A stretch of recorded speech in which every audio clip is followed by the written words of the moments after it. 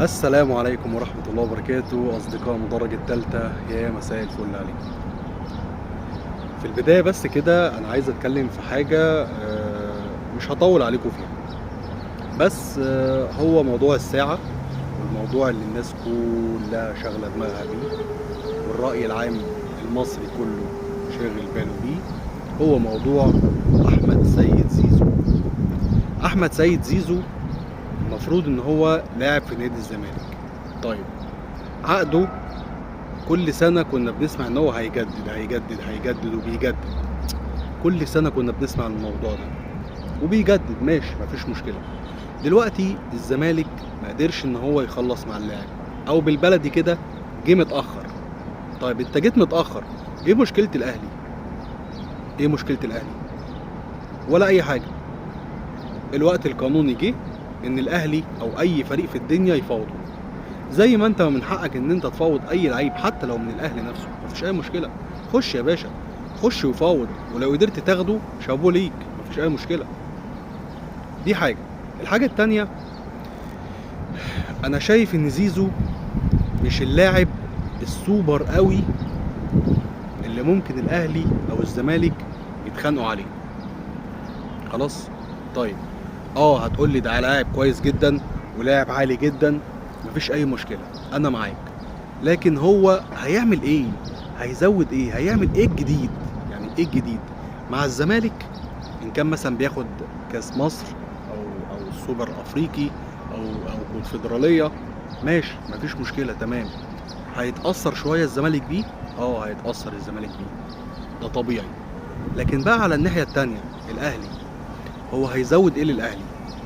كاس مصر بناخده، الدوري معانا، السوبر مصري معانا، كاس افريقيا طبعا معانا كل سنه ان شاء الله، كاس العالم للانديه بنلعب كاس العالم للانديه. هيضيف ايه؟ طبعا هيزود الشق الهجومي للنادي الاهلي، وده طبيعي واحنا عارفين طبعا. بس اللي هو مش الارقام دي كلها، يعني مش الارقام اللي احنا بنسمعها دي اللي هتخلي زيزو يعمل كل الكلام دوت. 50 مليون و100 مليون و150 مليون وعقود رعايه هنا وهنا وهنا وهنا، وكل واحد عايز يكسب في الصفقه عشان دعايه انتخابيه لصالحه هو، مش لصالح حد. ده رايي، يعني انا ده رايي الشخصي. بس اللي انا شايفه ان اللاعب هو اللي كسبان في الاخر، ده بيعلي وده بيعلي وده بيعلي وده بيعلي، خلاص هو الكسبان. اللي عايزه هيكسب باللاعب، مفيش اي مشكله. اللي عايز اللاعب هيدفع، ان كان شركة كورة، ان كان اعلانات، ان كان رجل محب للنادي، ان كان مع ان كلمة محب للنادي دي مش بلاعها قوي يعني، بس هنمشيها محب للنادي. ف ف لا يعني الموضوع واخد اكبر من حده، واخد اكبر من حجمه، واخد مساحة كبيرة قوي قوي قوي قوي. يا جماعة، طب ما تركزوا في تطوير الكورة نفسها، يعني شوفوا المشاكل فين جوه المنظومة الرياضية في مصر وحلوها. إن كان مثلا اتحاد كورة، إن كان رابطة، إن كان أندية، إن كان ولازم أن يبقى محطوط يعني حاجات كده معينة إن الأندية دي ما ينفعش تتخطاها. لكن اللي احنا بنشوفه ده دلوقتي والله مسخرة مسخرة مسخرة مسخرة، ما ينفعش. ليه؟ ليه كل ده؟ عشان مين؟ زيزو زي ما قلت لكم لاعب كويس جدا ولاعب محترم جدا، ولكن مش الضجة دي اللي تحصل، مش كل ده، يعني مش كل القلق دوت يحصل عشان لاعب واحد. طب باقي الأندية أو باقي اللعيبة يقول لك طب ما هو لعيب زيه زيي، ايه المشكلة؟ فلا يعني الموضوع، انا عن نفسي انا مش عايز زيزو.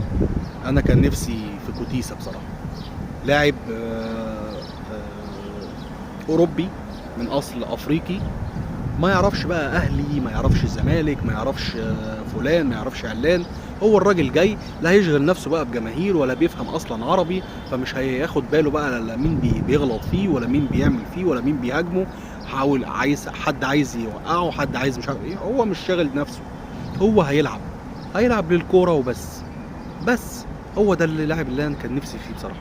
لكن لو زيزو هيجي انا زي ما قلت لكم هيساعد الاهلي ان هو يتطور طبعا هجوميا، ولكن مش اللي هيخلينا نعدي بقى الليفل اللي احنا فيه.